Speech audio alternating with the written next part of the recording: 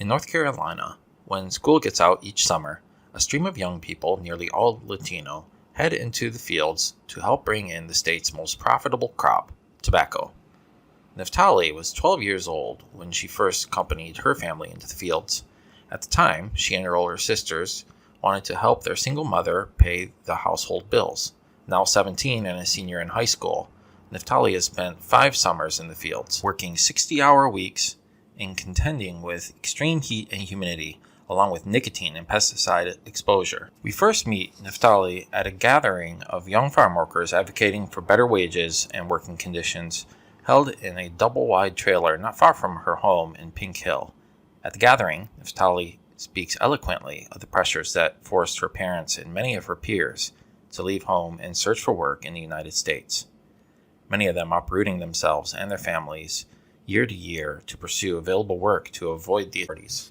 Over the course of several subsequent phone conversations, occasionally interrupted by the sound of roosters crowing in the background, Neftali talks about the challenges of working in tobacco, her plans for the future, and how her activism has transformed her from a shy girl into a gregarious teenager who enjoys dressing large crowds. People say that it's dead in Pink Hill because nothing goes on here, but it's not dead. It's just peaceful. People don't really notice the beauty of nature. I live in a trailer park, and outside my house I am surrounded by fields. From the trailer park, you can drive 3 minutes and be in the town. You know how a teenager is like, I'm going to go play video games or watch TV. Well, for me, it's a little bit different. I'll go and get one of my friends, a neighbor. The other trailer houses are filled with migrant farm worker families, and we'll walk around, see the birds, play with my dogs and cats. And we got a duck. It adopted itself onto our porch, so I feed it. I was born in Los Angeles, from Cuernavaca, Mexico. My dad is from the Dominican Republic. I was 1 when my parents separated, and we moved from Los Angeles to North Carolina. It was me, my mom, and my 2 older sisters and brother. I don't remember anything about Los Angeles, but I want to visit. When we first got to Pink Hill, we lived right across the street from the school, but my brother and sisters would still be late.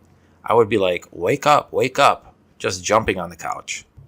I wasn't even a kindergartner then. Then I started school, and my mom would walk me over. My mom had to go to work, so we'd have to get ready ourselves. Back then, all the kids slept together in one room. It was the 4 of us. We just cuddle up together and go to sleep. We were living in a trailer with a kitchen, a very small living room, and 2 bedrooms. We still live there. Our house is homey. My mom would wake up at 5:30 in the morning, and before she left, she'd make sure we all had a shower and our clothes were prepared and our shoes were tied. And she would always do little hairdos on us girls.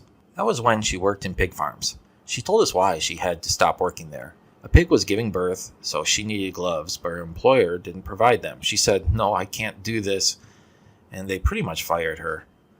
That's when she started working in tobacco. My older brother, Henry, was the first to go into the tobacco fields. He was 11 when he went with my mom. He has pale skin, and when he got home that day, he was bright red. It took maybe 2 days for him to get over that because he was so badly sunburned. He didn't go back to the fields after that. Growing up, we would see our mom go to work in the tobacco fields and get home really tired. And she still had a lot of work to do around the house. When I was around 10, me and my 2 older sisters agreed to go talk to her, to tell her we had decided to work in the fields. At first, she said, "No, you are what? We're going to go work. We're going to help you out." She said we were too young. But later, she let us go to work in the summers because she couldn't take care of all of us and pay the bills. I was 12 when I began working in tobacco. My sister Kimberly was 13 or 14. My oldest sister, Yesenia, was 15. We wanted to be independent and to help Mom out. But that time, she had another 2 kids with her boyfriend, my 3-year-old brother and 7-year-old sister. My mom said she'd rather work 3 jobs than see her kids working in the fields. She told us that we broke her heart when we decided to work. We didn't exactly understand what she meant, but we understand now. That first experience in the fields, oof. I didn't wake up the first day. My mom had to wake me up. It was 5 in the morning. I would guess that it was July. She said, "You only have 20 minutes to get ready. It was dark that first morning. She said, "You only have 20 minutes to get ready." It was dark that first morning, but not a bad dark. I didn't see stars, but I could see the first little ray of sunlight. I put on a t-shirt and shorts because it was going to be hot. My mom said, "Go back to your room." She told me to put on some long sleeves, a sweatshirt, pants, and old shoes. "Clothes that you don't care about," she said. When I asked why, she said, "You'll see." So my sisters and I climbed into the car and my mom drove. We were driving what we always called our little gray car. I don't know exactly what model it is because I suck at describing cars. I was sitting in the back seat. Driving to the field, I was thinking, it's going to be really good to be outside. Like I said, I really like nature. I was thinking, the sun's going to be hitting me. It's going to be nice just to be around plants and walking. I'd always looked at tobacco plants and thought they were pretty. I was thinking, I'm going to see that my mom was worrying over nothing. I thought it was a spot that my mom knew and stopped to wait for other people driving to the fields. A group of a few cars drove by and honked their horns, and we rushed to catch up to them in our car. My mom explained that if we couldn't catch up to them, we'd have to go to another contractor and try to find work. After a while, I noticed that the ride starts to get really, really bumpy. The roads that lead to tobacco fields weren't paved. They're dirt roads with huge holes, and I was being thrown around, and I'm like, what the heck? And then, as we get out, I'm thinking, oh my god, the clothes I'm wearing look ridiculous. I don't even want to go out. Me and my sisters were laughing about it, and we got out and saw dozens of people wearing most of the same things we were. Then we saw the field, just rows and rows of tobacco, and I thought, we're not going to get out of here. They're going to keep us here forever. My mom went and talked to the contractor. There were 7 or 8 other people in our crew. They were all Hispanic. I've always only seen Mexicans and African Americans in the field. I was probably the youngest, though there were at least 2 or 3 other young people I recognized from my school. If you tell the contractor you have work experience, they don't really care what your age is. They showed us how to sucker. Suckers are these little lime green tobacco shoots growing in between the leaves. They're curvy, fuzzy, and pointy at the very beginning of the stem. They're like another branch growing, and you have to tear them out with your hands and nails. But they're hard to tear off, and they can look just like a leaf. It's really hard to distinguish sometimes. I was this short little girl. The tobacco plants were bigger than me. They were huge and would loom over you like crazy. The leaves spread out so far that you have to squeeze your way through the rows, and the suckers aren't just on the top. They're at the very bottom of the plants. You have to go down the whole tobacco plant. How are you supposed to do that, especially when you're little? We started at 6 a.m. In 10 minutes, I was drenched from head to toe in dew. I thought I was going fast, but I got left behind at least twice. Yesenia helped me, and then my mom came over and helped me. The contractor said she needs to speed up. I was running, struggling with having to be the best, although I knew I never was, like at school and stuff. So I felt really bad when I heard the contractor say that. Within 2 or 3 hours, I was feeling nauseous, but I thought it was just me, that I hadn't drunk any water. It was too far back to go and get water, and I thought, they're probably going to yell at me if I go. I was this really shy girl. I didn't want to get in trouble and get fired the first day. Then I got really sluggish. I was thinking, okay, I need to sit down. But I couldn't sit down. Because everyone's going to move up ahead, and I'm going to get fired. I'm going to get everybody fired. So I kept going. I was seeing little circles. I had to take a rest, but I saw the contractor walking by. Then I got up and pretended I was working. I felt like I was going to faint. The sky started to get blurry, and my head literally turned sideways. It's really hard to explain. It's like when you're trying to focus on something and you just can't. My mom came over and said, "Sit down. I'm going to get you some water." She went and got me some water and ice. I got back to work. I still felt sluggish, and I remember that within 2 hours, my mom actually had to sit down again and tell me to take a break. Kimberly was working fast. She was taking the pace that my mom was. At maybe 2 or 3 in the afternoon, I could hear someone vomiting really loud. It sounded like she was throwing up her lungs. I couldn't. Then she stopped, and we thought she was okay.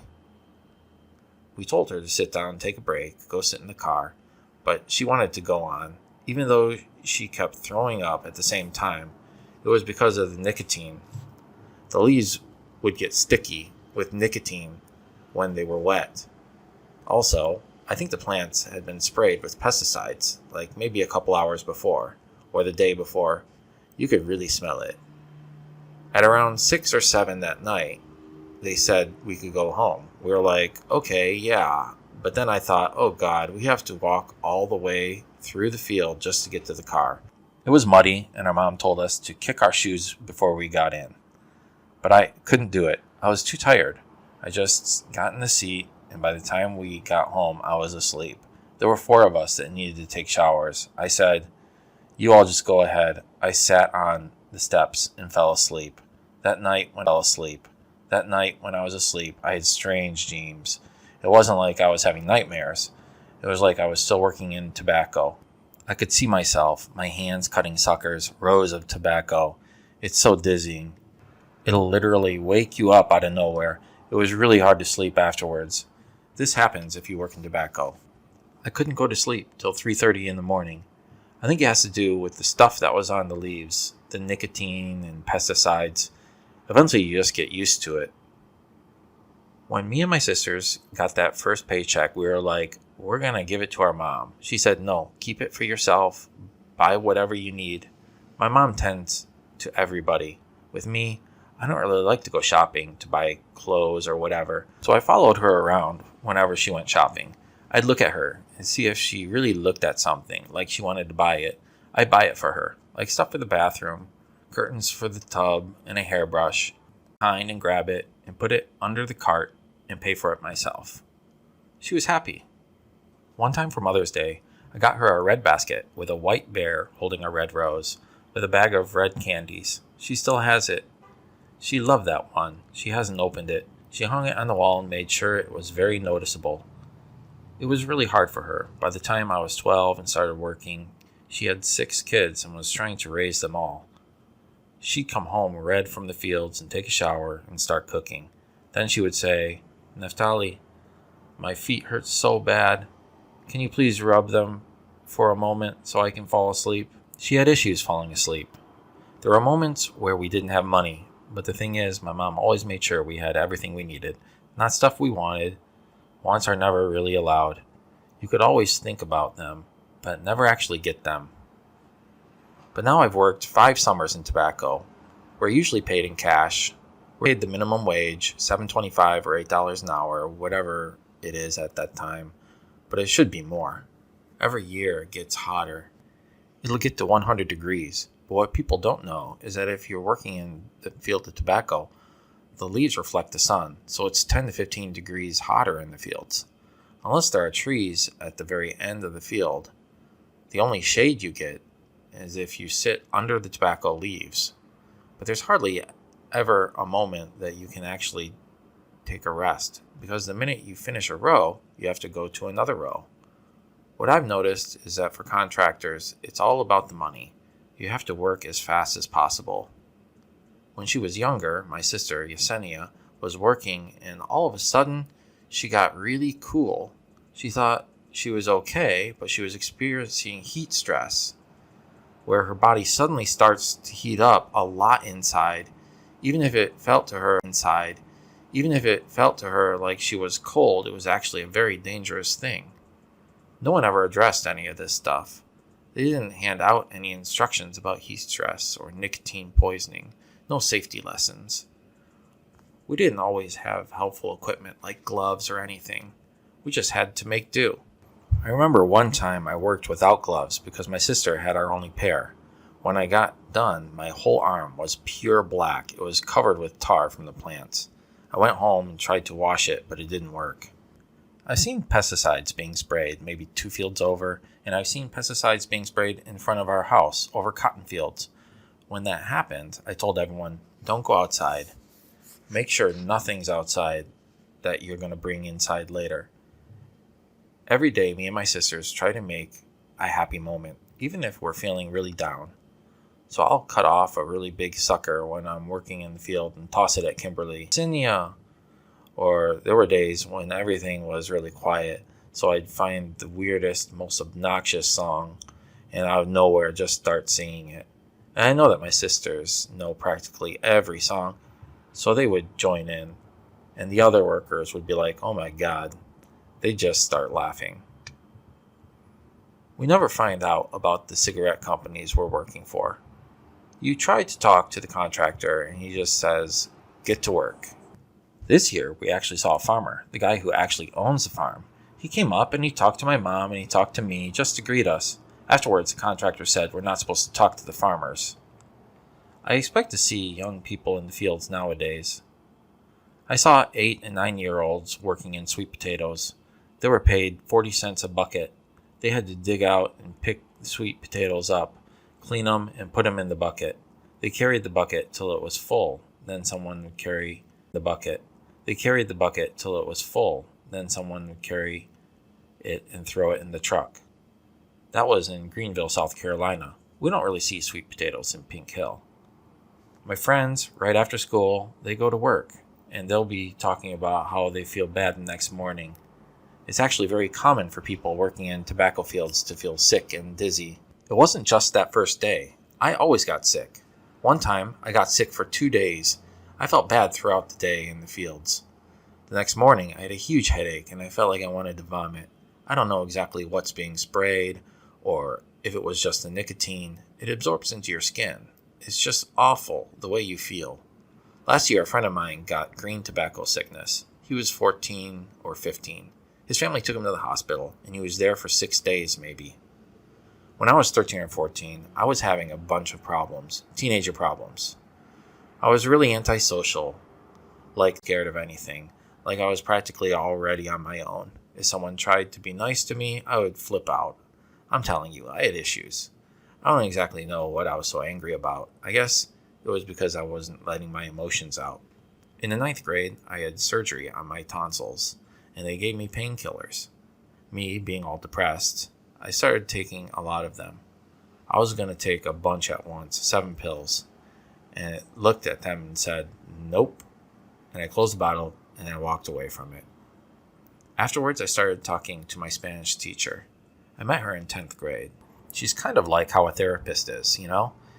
They don't tell anybody your secrets. I go see her every other day, and if I could sneak out of the cafeteria during lunch, I visit her in her class. They don't let us, but she always told me, definitely come over for lunch. I would tell her some of the stuff that was going on with me, and then I wouldn't feel like doing any of the bad stuff, like cutting classes, or some of the stuff that was going on with me. And then I wouldn't feel like doing any of the bad stuff, like cutting classes. One day when I was 14, my sister Yesenia told me she was having a meeting with Miss Melissa, a woman who worked as an activist for farm workers, and asked if I wanted to go. I said, sure, if it'll get me out of the house. That's how I got involved in Rural Youth Power. It's a group of young people. We talk about working in the fields, the education we've received or haven't received, and the difficulties of moving around. We've stayed in Pink Hill the whole time because my mom put her mind to it. When she wants to stay somewhere, she stays somewhere. But a lot of families never settle down because they keep moving to find work. One kid, Eddie, I think he's 13 or 14, he had to move 6 different times. And we have so many at-risk kids. 2 farm worker friends who went to school with us died last year in a shooting. Graduate with us. We don't have a lot of opportunities where we're living. I want my family to be able to start off again. Hopefully I can do something to help my mom. I don't want her to have to keep focusing on the rent and everything by herself. My hope is to get into college this year and get started working on my major. I definitely want to work in agriculture, keep advocating. Farm workers need better wages. We asked to take the kids out of the fields, but it's kind of hard because sometimes it's the kids who are working to help the family, and we want to reduce the spraying of pesticides. Some changes are being made. Last year, we held an event called Youth Speak in Kingston, North Carolina. I was a panelist, and I did a spoken word. Everyone liked it. You get to express yourself and how you feel.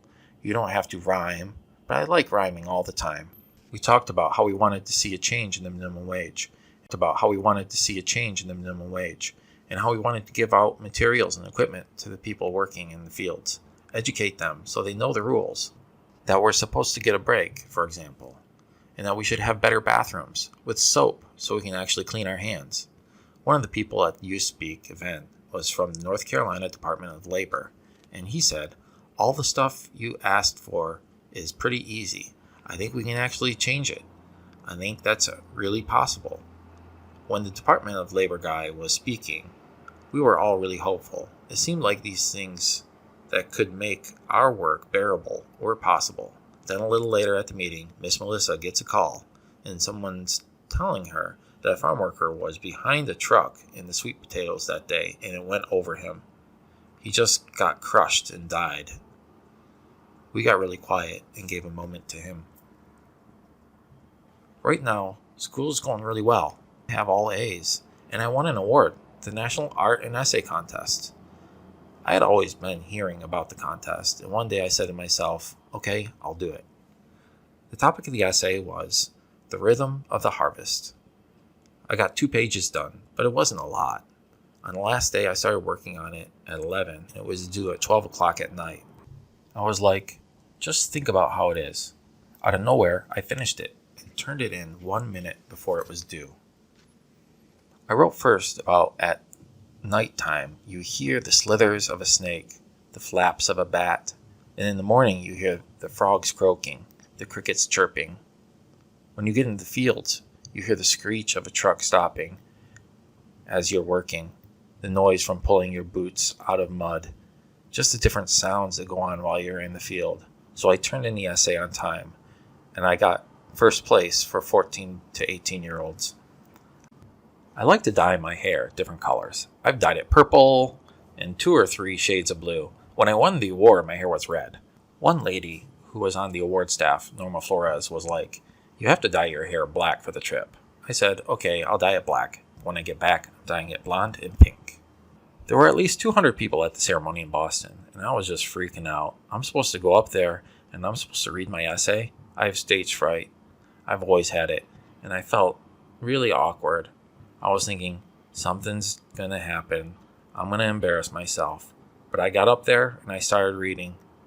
I was very awkward at first. But then I just thought, you know what? It's all good. I'm calm. I'm good. I read it, and at the end, I got this whole standing ovation. People came up to me saying they were in tears for my story.